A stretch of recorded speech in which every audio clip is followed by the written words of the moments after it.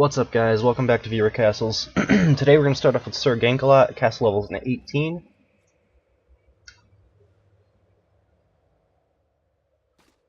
Alright. Let's see what we got. There should be a pull through the wall over here. We have a Cyclops. That's all I could see from where I was. Alright, two Cyclopses. And a bad dog, as well as a bone puppeteer. So I think this is fine. Cyclopses are pretty good units just to use overall at like level 16 and 20. I used them like this. I use them as just a like raw base DPS unit, and they're pretty good because a lot of the times people don't have high enough DPS to one-shot volley them yet. And that's kind of the situation where they're best at, right? So they're alright.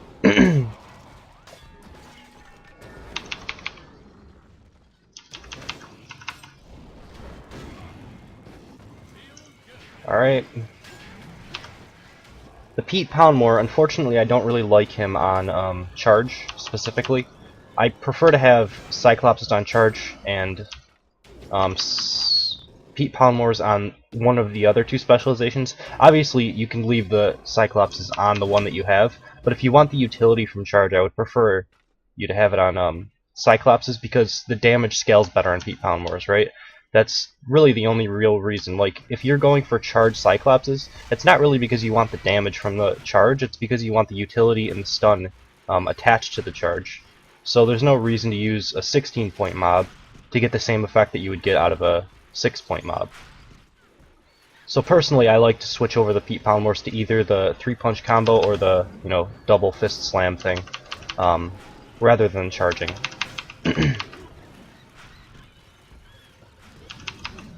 That hit, that charge does like under 200 damage to me, whereas if you did like the 3-punch combo, each one of his hits would do like 150, so it'd be quite a bit more damage.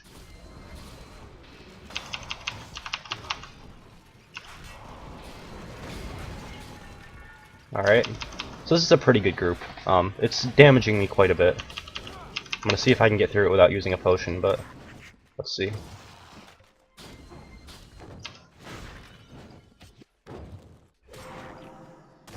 Alright. I'm a little confused because you have this group over here with the Zeke and that, and then you also have your castle going this way, so one of these two groups has to be skippable, I would assume.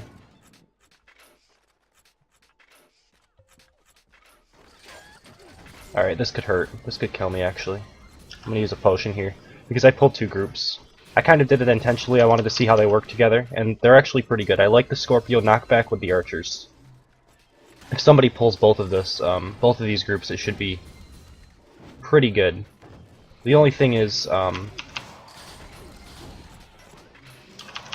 if they wait around for the archers, they might be able to deal with it. Like an archer versus this, if they waited around for the archers, they could just drop a volley as they're turning around the corner, and everything would die. That's something to keep in mind.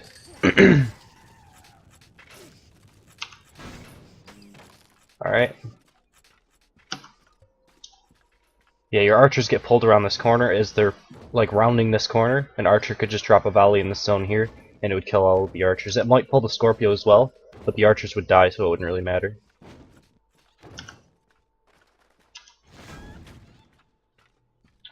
Alright, let's see what this pulls. Defendatron, Zeke.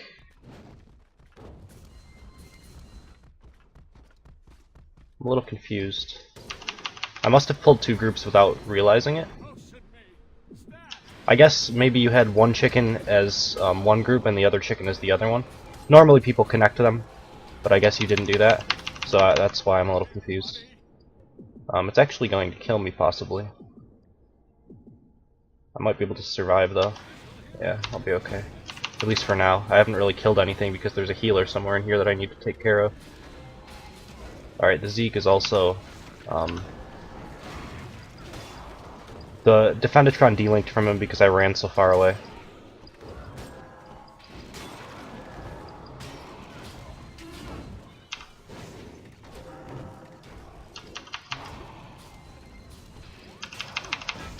Alright. So that was pretty difficult for me to take care of. It worked well together.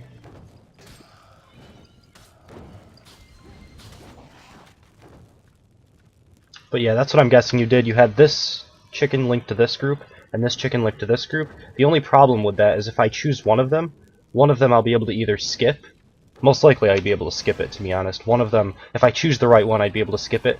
But either way, I would choose one of them, and even if that wasn't the one that I could skip, I could engage it a little bit easier by, you know, getting to the meaty parts of the unit, I guess. You know, Archer could run in there and drop a volley wherever he wanted on the group before it's pulled. If that makes any sense. I could be wrong, though. I could have pulled it some other way.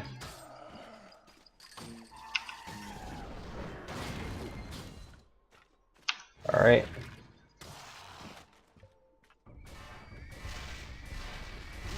So I should be approaching the boss room, yep. Okay, let's see what you got for a boss room. It looks like you don't actually have a boss room, which, I mean, I think you always want a boss room. Maybe you were currently editing it when I ran it or something. But, yeah, I mean, pretty good castle. There was a couple areas, like that first area where you had a skippable mob group. You want to fix that. And then also, maybe think about changing your Pete Pound Wars to a different specialization. But other than that, it's pretty good. So we'll jump into number 2 in just a second. Alright, next up we have Mindstorm, castle levels of 30.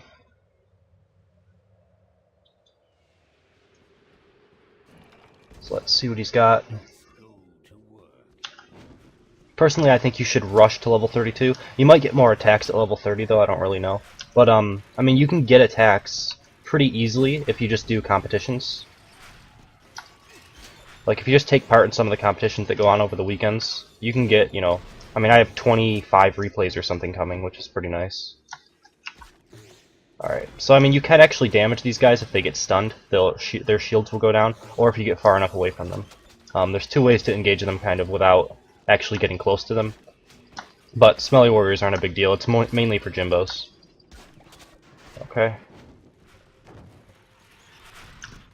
But yeah, a lot of level 30s, their gear is so good that they're really, like... It's kind of designed to be good enough to deal with level 32 castles, so when you have a level 30 castle, it's a lot easier. Because a lot of the mobs just aren't as, you know, strong. As well as you get Mr. Boom Booms, which is probably the best elite in the game, in terms of just, like, tankiness and being good at what he does, you know? Alright. So you've got the AoE thing. The problem is if you do time it out, which I actually didn't time it out all that well, you can still get a volley through. These Stairmasters won't die in a one-shot volley after they're level 32 as well. That's another reason you might want to think about upgrading. I actually could see what was through here. We have a spider and a mega mutton. Okay. I can just pull this and then try to get out. Drop. This group in general is just really weak to bear traps because bear traps will stop the mega mutton and the spider from doing damage. Also, I've started to prefer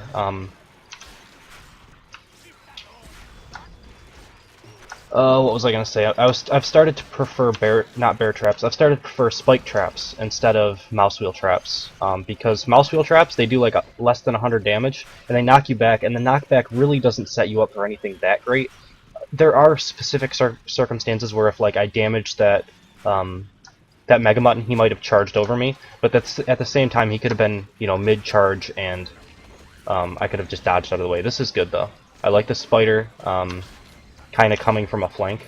It's pretty neat. He actually hit me again, so I'm in a kind of bad spot. I'm gonna have to potion.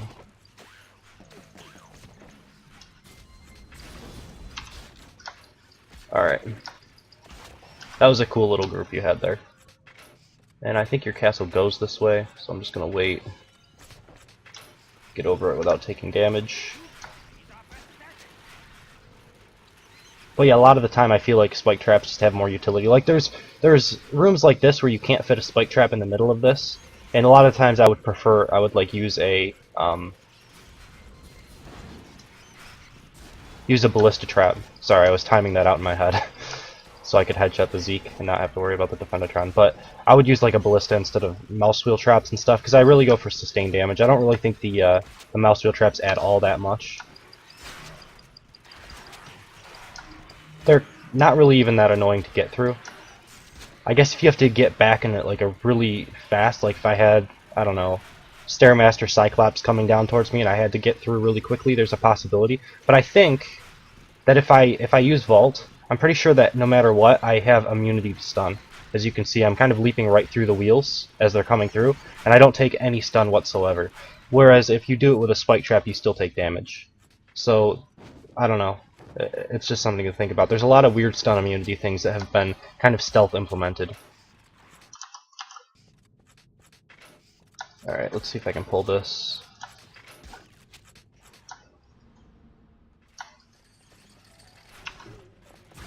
Alright, so it looks like I pulled 2 groups. I don't really know where I pulled the second group, but that's okay.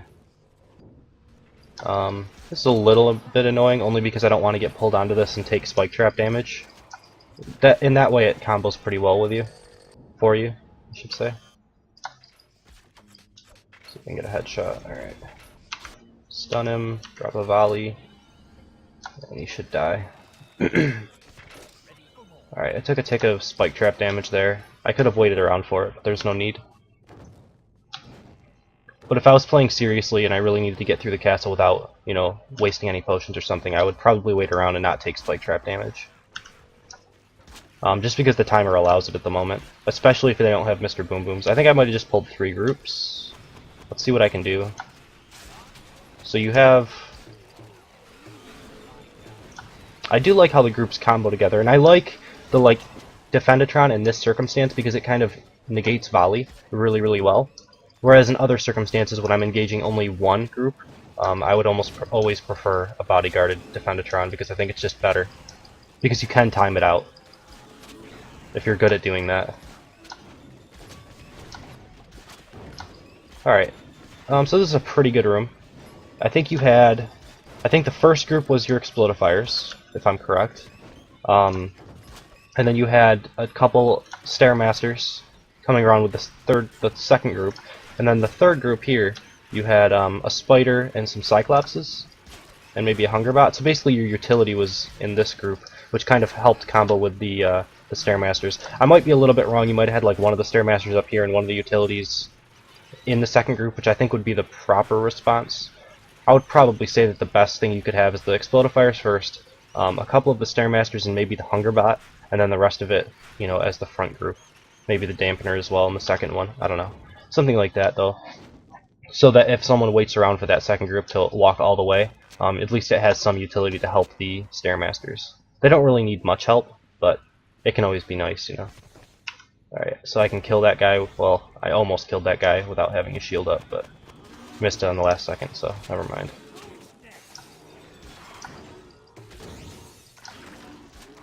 Alright. So, like, I really like having Defendatrons on my Stairmasters, at least one of them. Just because, especially at level 28, or, yeah, I think you're still at 28. At level 32, they do have a decent hit point buff where they can't be one-shot volleyed, like I said already, which is pretty nice.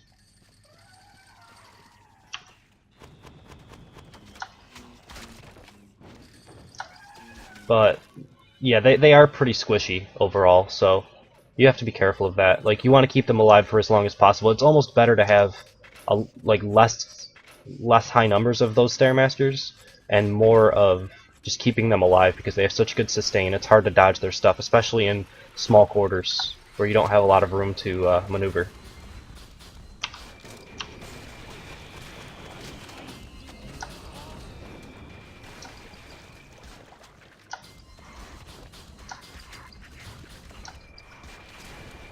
These acid traps are killing my DPS. Alright.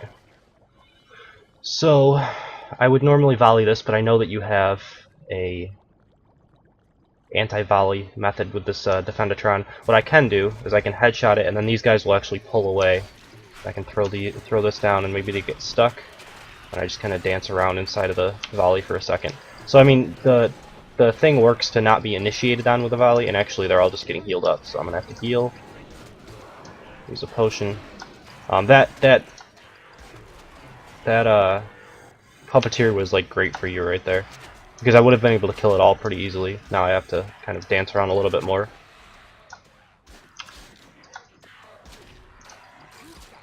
Alright.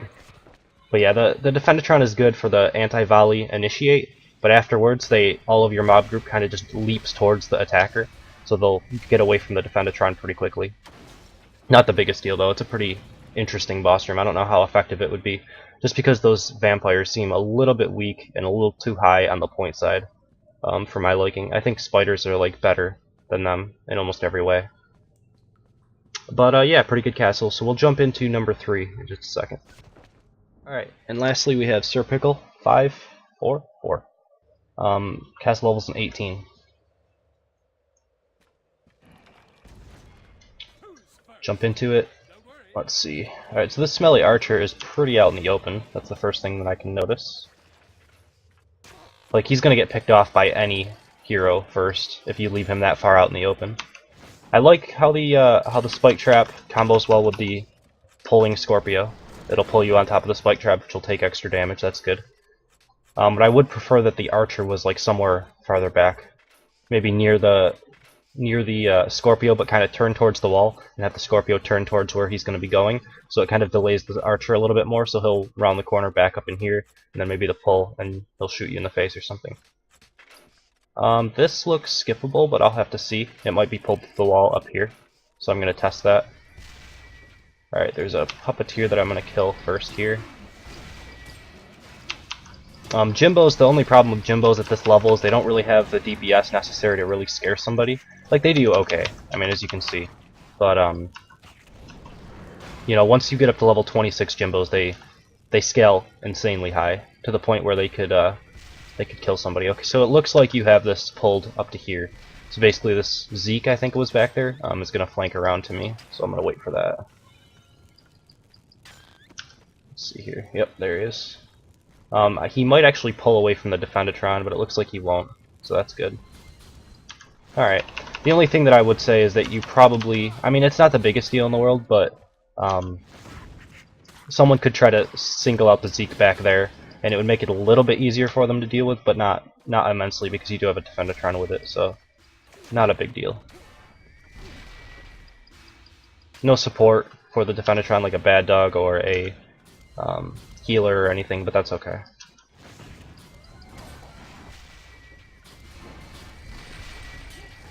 Alright, this is pretty good. I mean, I have to, as a knight, I don't want to sit there and just pick off the archers one by one. It takes too long. I mean, I could technically do it. You know, lashing flames each archer, or run back and pull them out of the range of this. If I don't want to do that, though, I do have to aggro 2 groups, which is good.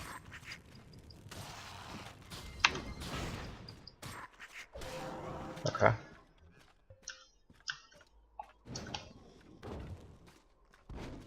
I didn't actually notice that there was anything in there. This would be almost a spot where you would want to put a spike trap right here, and I'll explain why in a second.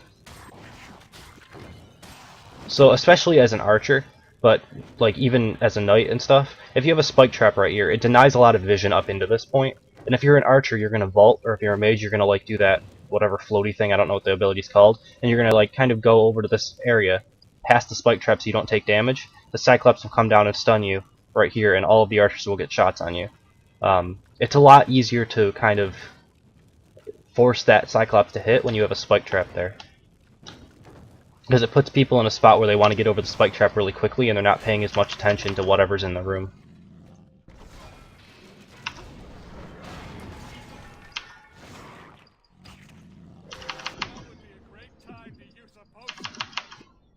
Okay, for some reason I'm not able to punt this guy at all, and he's not like not stopping attacking me. Usually when you punt him, he will stop. Maybe I ran out of mana or something. But that's where Jimbos can be a pain if they just keep hitting you over and over again at this level. They will start to do damage. You have to really stun lock them the best you can. Maybe take one shot. Kind of like that, you know, you interrupt their long charge ability as Knight, and that's the easiest way to do it. This Pete Poundmore's a little out in the open. It looks like he doesn't have any support. Can I just squeeze by him? No.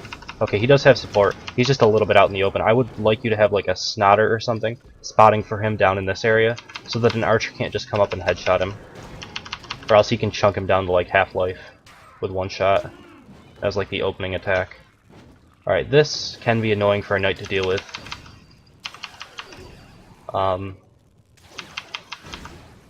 If you interrupt their teleport, it does take them a little bit longer. That's something that I've noticed when dealing with them. If anyone's having trouble with them. Also, as archers, like they'll shoot at you, I think, twice, and then they'll teleport. So just wait for the teleport to happen after like shooting at them twice.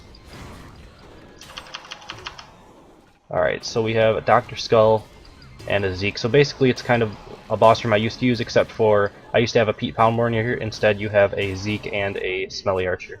And I think it's good. It's got a lot of DPS. And as a knight you can't really, you can't be as mobile as a knight as you can as an archer. So it's hard to dodge these shots because I have to be constantly attacking this to get the full DPS